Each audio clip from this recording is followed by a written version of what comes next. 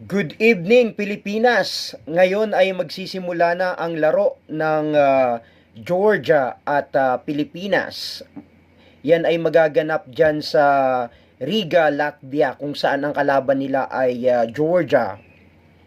Ang Georgia, mga kapatid, ay sa FIBA Basketball World Ranking sila ay number 23 at ang Team Pilipinas naman ay number 34. And congratulations nga pala sa ating Gilas Pilipinas sa pagkapanalo nila sa number 6 sa basketball ranking, itong Latvia na tinalo nila at tinambakan lang naman nila ng mahigit kumulang 20, ano. So congratulations Gilas Pilipinas at good luck sa laro nyo ngayon sa Georgia.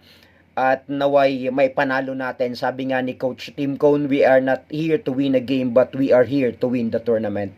So Gilas Pilipinas, laban puso.